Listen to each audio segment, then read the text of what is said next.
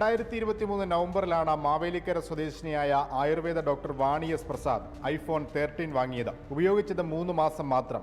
പിന്നീട് തകരാറുകൾ കണ്ടു തുടങ്ങി. അതിനുശേഷം എൻ്റെ ബാറ്ററി ബാക്കപ്പ് ഡ്രെയിൻ ആവുന്ന പോലൊരു തോന്നൽ എനിക്കുണ്ടായി. അപ്പം ഞാൻ വിചാരിച്ചു നമ്മൾ നോർമലി യൂസ് ചെയ്തുകൊണ്ടായിരിക്കും, പക്ഷെ ഒരു 3 മാസം കൊണ്ട് ഇങ്ങനെ ഡ്രെയിൻ ആവുമ്പം നമുക്കൊരു പെട്ടെന്നൊരു സംശയം തോന്നും. പെട്ടെന്നൊരു ദിവസം ബാറ്ററി ബൾജ് ആവുന്ന പോലെ ഒരു ഭാരം എനിക്ക് തോന്നി. അപ്പം ഞാൻ വെച്ച് ഇത്രയും ഭാരം എങ്ങനെ വന്നു എന്നുള്ളത് നോക്കിയപ്പോൾ അതിൻ്റെ സ്ക്രീൻ ഇച്ചിരി മേപ്പോട്ട് തള്ളിയിരിപ്പുണ്ടായിരുന്നു. അപ്പം ഞാൻ കോൺഷ്യസ് ആയി, പിന്നെ ഞാൻ ചാർജൊന്നും ചെയ്യാതായി. അങ്ങനെ അത് ഒരു എക്സ്പ്ലോഷനിലേക്ക് പോയി കഴിഞ്ഞാൽ കുട്ടികളുണ്ട്, അപ്പോൾ ഹസ്ബൻഡ് ഉണ്ടായിരുന്നു. അപ്പോൾ ഹസ്ബൻഡ് പറഞ്ഞു അങ്ങനെയാണെങ്കിൽ നമുക്ക് നേരെ സർവീസ് സ്റ്റേഷനിൽ തന്നെ കാണിക്കാം, ആപ്പിളിൻ്റെ തന്നെ ഓതറൈസ്ഡ് സർവീസ് സ്റ്റേഷനിൽ കാണിക്കാം എന്നുള്ളത് പറഞ്ഞു. കോട്ടയത്തെ ആപ്പിൾ അംഗീകൃത സർവീസ് സെന്ററിൽ ഫോൺ എത്തിച്ചു. പരിശോധിച്ച ശേഷം തകരാറുകൾ സ്ഥിരീകരിച്ചെങ്കിലും വാറണ്ടി നൽകാനാവില്ലെന്നായിരുന്നു നിലപാട്. സാങ്കേതിക തകരാറുകൾക്ക് പുറമെ ശ്രദ്ധക്കുറവ് മൂലമുണ്ടായ തകരാറുണ്ടെന്ന് ചൂണ്ടിക്കാണിച്ചാണ് കമ്പനി വാറണ്ടി നിഷേധിച്ചത്.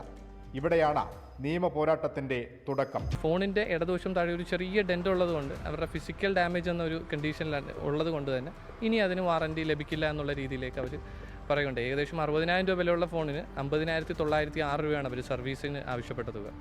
അപ്പോൾ സ്വാഭാവികമായിട്ടും അന്ന് ആ സർവീസ് സെൻറ്ററിൽ ആവശ്യപ്പെട്ട നമ്മൾ പറഞ്ഞൊരു ചോദ്യമുണ്ട്, ഈ ഫോണിൻ്റെ ഈ ഡെൻറ്റ്, ഈ പറയുന്ന ഇവർ ഈ ചെറിയ ഡെൻ്റ് ഉണ്ടെന്ന് പറഞ്ഞാൽ ഇത് എങ്ങനെയാണ് ഈ തകരാറിന് കാരണമാകുന്നത്? അതിനുശേഷം നമ്മൾ നമ്മുടെ കംപ്ലയിൻറ്റിലും അഫിഡവിറ്റിലും നമ്മുടെ അന്തിമവാദം നടക്കുന്ന സമയത്തെല്ലാം നമ്മൾ ഉന്നയിച്ച ഇതേ ക്വസ്റ്റ്യൻ തന്നെയാണ്. 1.5 വർഷത്തോളം കോടതി നടപടികൾ നീണ്ടു. ആപ്പിൾ പോലൊരു ഭീമൻ കമ്പനിയും മാവേലിക്കരയിലെ ആയുർവേദ ഡോക്ടറുമായുള്ള നിയമ പോരാട്ടത്തിന് വേദിയായത് ആലപ്പുഴയിലെ ഉപഭോക്തൃ തർക്ക പരിഹാര കോടതി.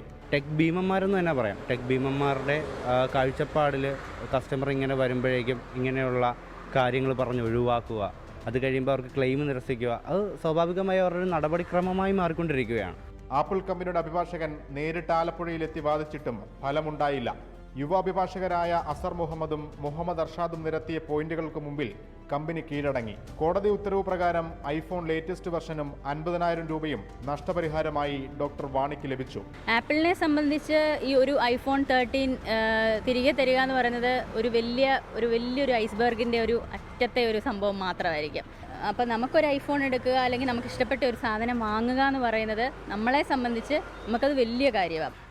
നമ്മുടെ സമൂഹത്തിലുള്ള ഉപഭോക്താക്കളെ ഇത്തരത്തിൽ അവർക്ക് അവകാശങ്ങളുണ്ട്, അത് ഇങ്ങനെയുള്ള നിയമ സംവിധാനങ്ങളിലൂടെ അവർക്ക് നേടിയെടുക്കാൻ സാധിക്കും എന്ന് ഈ ഓർഡറിലൂടെ അവർക്ക് മനസ്സിലാക്കി കൊടുക്കാൻ സാധിച്ചു എന്നുള്ളത് തന്നെയാണ്.